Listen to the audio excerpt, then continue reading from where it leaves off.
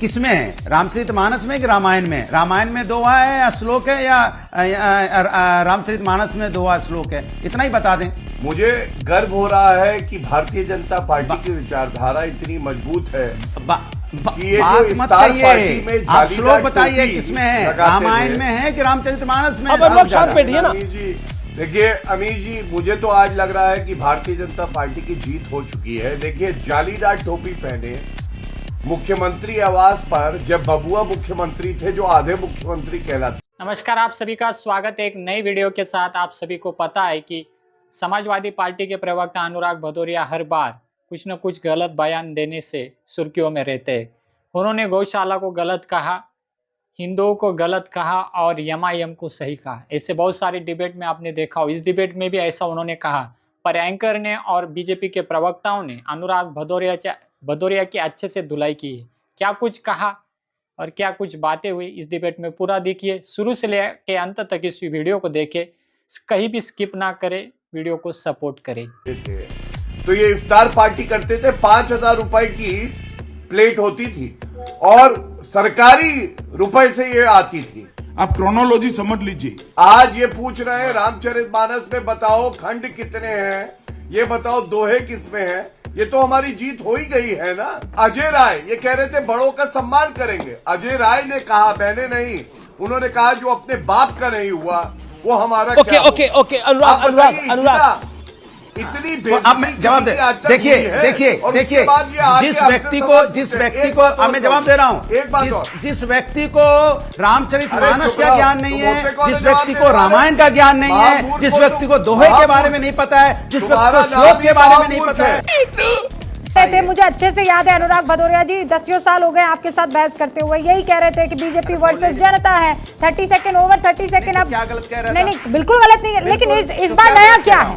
अरे उस वक्त तो चेहरा था ना सर, यही तो मुद्दा चेहरा था ना। भारतीय जनता पिछली बार तो चेहरा था ना। इस बार चुनाव लड़ेगी भारतीय जनता पार्टी। अरे तो वो तो हर बार लड़ती है ना सर। चेहरा कौन है ये बताइए ना। हमारे यहाँ लोकतंत्र चेहरों की कमी नहीं है। ये कहिए लोकतंत्र नहीं है, कंफ्यूजन है सर।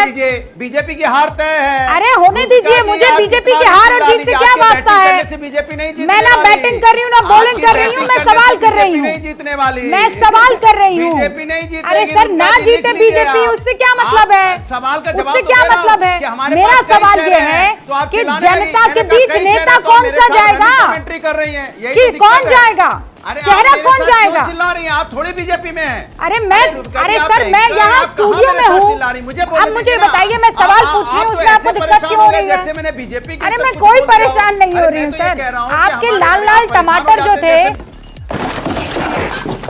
वो टमाटर लेकर मैं ही, वो टमाटर का क्या जो दाम है वो लेकर मैं ही गई थी बीजेपी के पास, समझ गया? लोकतंत्र पे विश्वास है, पूरा विश्वास है, इसीलिए तो सवाल पूछ रही हूं ना। नहीं, ये बताइए। ये वही सोच है जिसमें मुसलमानों को आरक्षण देना, औरंगजेब और बाबर और अब जाकर इन सभी के सभी आक्रांताओं का महिमा मंडन करना है। आपने इतिहास की बात करी, मैं तथ्य कोट करना चाहता हूं।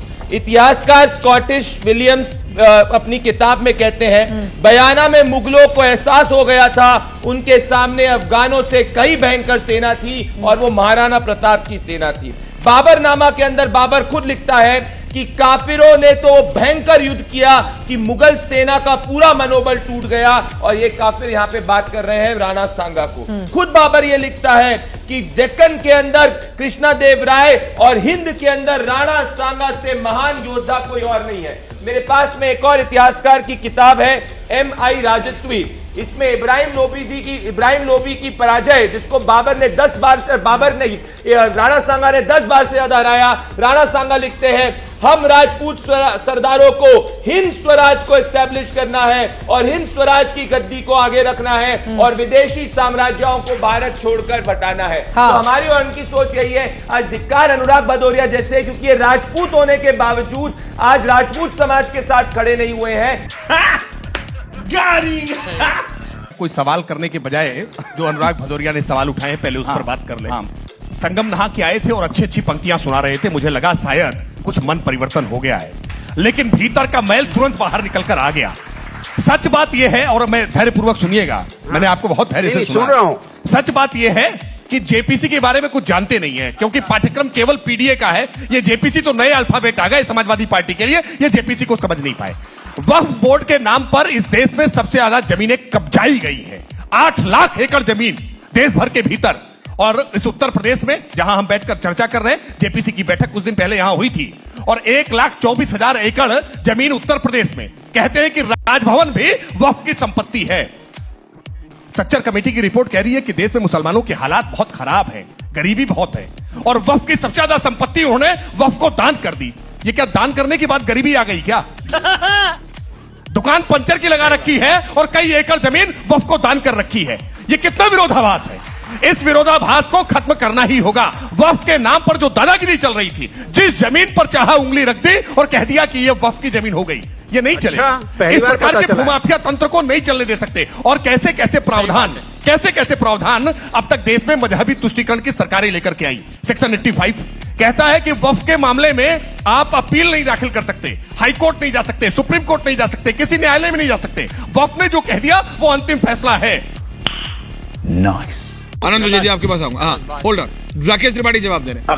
राकेश जी बताइए। देखिए, एक तो अनुराग भदौरिया को माफियाओं की सूची देखनी है। मैं आपको बता रहा हूँ, और ये वेबसाइट दर्शक देख रहे हैं, अपडेट नोट कर ले, www.uppolice.gov.in सूची देख लीजिए जाकर के, माफियाओं की अपडेटेड सूची और उनके खिलाफ की गई कार्रवाइयों के बारे में पूरी जानकारी। वो कहता है जवाब दे, तुम्हारी लिस्ट निकालो, सबके खिलाफ एक्शन लो। तो एक्शन ही तो हो रहा है ऐश्वर्या जी, इसको तो एक्शन ही करते हैं। अब बुलडोजर जाते हैं तो कहते हैं बुलडोजर क्यों चला गया। नहीं, अब तो जाति भी आ गई। अभी तक धर्म आ रहा था, अब तो जाति आ गई। एक्शन होता है ना, बीएसपी तो जाति भी ले आई बीच में। मैं वही कहना चाह रहा था कि बहुजन समाज पार्टी के जो हमारे प्रवक्ता हैं, उन्होंने जैसे आज तय कर लिया है कि जितने भी मुद्दे इस वक्त देश के हैं, सब ऐश्वर्या जी के शो में बोली देना, चाहे वो गोधरा हो, गुजरात हो, बिल्किस बानो हो, देश में मारपीट हो, और अंत में मुख्यमंत्री योगी आदित्यनाथ की जाति हो। ये आपने देखा होगा कि कैसा इंसल्ट करवा लिया अनुराग भदौरिया ने। समाजवादी पार्टी हर बार कुछ ना कुछ मुद्दा लेके आती है, चाहे वो बीजेपी के खिलाफ हो या बीजेपी ने जो भी अच्छे काम किए हो उनके खिलाफ हर बार कुछ ना कुछ गलत बयान देती रहती। इस बार भी ऐसा ही हुआ, पर इस बार अनुराग भदौरिया को खुद बीजेपी की डांट खानी पड़ी और बीजेपी से इंसल्ट करवाना पड़ा खुद का। फिलहाल इस डिबेट में इतना ही, मिलते हैं अगले डिबेट में। तब तक के लिए जय हिंद, जय भारत।